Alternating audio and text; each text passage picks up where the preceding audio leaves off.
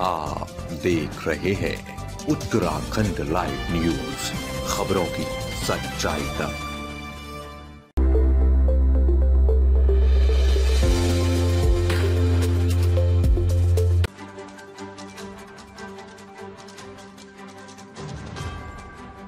चमोली में सीएम धामी ने पेश किया 5,315 करोड़ का अनुपूरक बजट। विकास, आपदा राहत और संरचना पर जोर।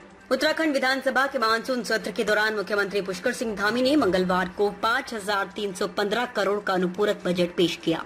ये बजट राज्य की गतिमान योजनाओं को गति देने और नई विकास परियोजनाओं की शुरुआत के उद्देश्य से लाया गया है। मुख्यमंत्री धामी ने बजट पेश करते हुए कहा, हमने उन सभी योजनाओं के लिए संसाधन जुटाए हैं जो राज्य के विकास के लिए आवश्यक है। यह अनुपूरक बजट हमारी प्राथमिकताओं और जनता की अपेक्षाओं का प्रतिबिंब है। उन्होंने बताया कि प्रस्तावित राशि में से 2,152 करोड़ पहले से चल रही राजस्व योजनाओं के लिए आवंटित किए गए हैं, जबकि 3,163 करोड़ पूंजीगत संरचना और नए विकास कार्यों पर खर्च किए जाएंगे। विशेष रूप से आपदा प्रभावित क्षेत्रों की मदद के लिए भी इस बजट में प्रावधान रखा गया है। मुख्यमंत्री ने बताया कि जोशीमठ समेत राज्य के अन्य आपदा प्रभावित क्षेत्रों में राहत और पुनर्वास कार्यों के लिए 263 करोड़ का विशेष प्रावधान किया गया है।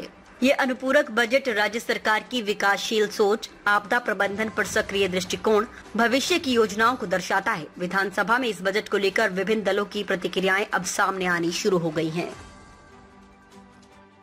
क्या खास रहा है सर? देखिए, अनुपूरक बजट जो योजनाएं हमारी गतिमान हैं और जो नई योजनाएं विकास की दृष्टि से शुरू की जानी है, उन सभी योजनाओं के लिए अनुपूरक में जो विभागवार मांगे रखी जाती हैं उसको आज विधानसभा के समक्ष रख दिया है। उसमें प्रमुख रूप से ये अनुपूरक बजट में 5,315 करोड़ रुपए का प्रावधान किया गया है, जिसमें से 2,152 करोड़ राजस्व के जो पहले से चली आ रही योजनाएं हैं या प्लान का जो पैसा है उसमें जाएगा, और पूंजीगत इंफ्रास्ट्रक्चर और अन्य विकास कार्यों के लिए 3,163 करोड़ रुपए का इस बजट में प्रावधान किया गया है। और प्रमुख रूप से इस बजट में जो हमारा देहरादून में रिस्पना और बिंदाल,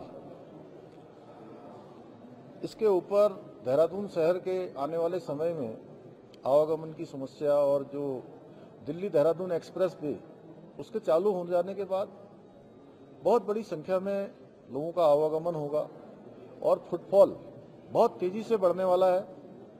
इसलिए इस पर एलिवेटेड रोड बनाए जाने की जो योजना भारत सरकार के साथ हमने मिलकर बनाई है, भारत सरकार ने सैद्धांतिक रूप से उसमें हमको सहमति भी दी है। इसमें यूटिलिटी शिफ्टिंग और अन्य प्रकार के जो काम हैं, उन कामों के लिए 925 करोड़ रुपए का इस अनुपूरक में प्रावधान किया गया है। इसी प्रकार आपदा प्रबंधन विभाग के अंतर्गत जोशीमठ है, हमारे अन्य स्थान हैं, अभी धराली में आई हुई आपदा है, इनके राहत कार्यों के लिए भी इस अनुपूरक में 263 करोड़ रुपए का प्रावधान किया गया है, जिसमें जिलाधिकारियों से आपदा में क्षतिग्रस्त जो हमारी सड़कें हैं, हमारे पुल हैं, आपदाग्रस्त क्षतिग्रस्त परिसंपत्तियों के पुनर्निर्माण के लिए अलग से भी 13 करोड़ रुपए का प्रावधान किया गया है। विभिन्न विभागों में अवस्थापना के कार्यों के लिए भी 200 करोड़ रुपए का प्रावधान है। और आप सभी को पता है कि 2027 में जनवरी माह में ही हमारे यहाँ पर कुंभ प्रस्तावित है, उसके लिए भी हमने तैयारी प्रारंभ कर दी है और उसकी तैयारियों के लिए, निर्माण कार्यों के लिए इस अनुपूरक में 200 करोड़ रुपए का प्रावधान किया गया है।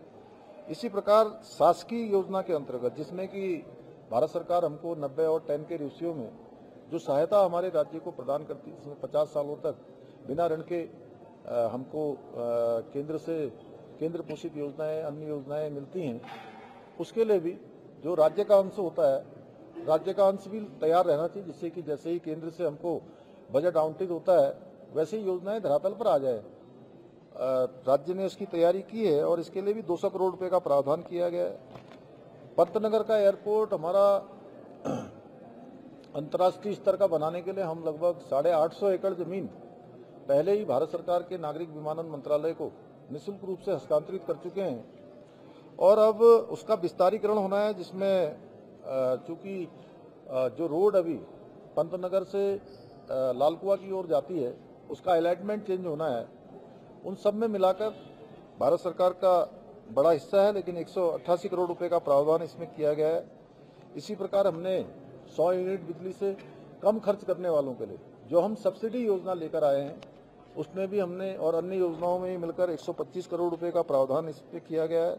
प्रधानमंत्री आवास योजना जिसमें 80% केंद्र पोषित और 20% राज्य का अंश होता है, उसके लिए 114 करोड़ रुपए का प्रावधान किया गया है। स्वच्छ भारत मिशन ग्रामीण में जिसमें 90% केंद्र पोषित होता है, उसमें भी 95 करोड़ रुपए का प्रावधान किया गया है। पेयजल विभाग के अंतर्गत KFW परियोजना के लिए 90 करोड़ रुपए की धनराशि का प्रावधान है। नंदा राजजात योजना, जो नंदा राजजात हमारी बहुत यहाँ का प्रमुख एक यात्रा होती है जो कुमाऊं गढ़वाल पूरे उत्तराखंड के केंद्र बिंदु पर होती है। एक तरह से अगर उसको पर्वतीय क्षेत्र का महाकुंभ कहा जाए तो कोई अतिशयोक्ति नहीं होगी। उसको भी बहुत भव्य और दिव्य तरीके से करना है, 2026 में प्रस्तावित है। उसके लिए 40 करोड़ रुपए की धनराशि का प्रावधान किया गया है। बाकी विभागीय मदों में अन्य तरीके से जो होगा इसके लिए सेपरेट रूप से इसकी भी हमने तैयारी प्रारंभ कर दी है।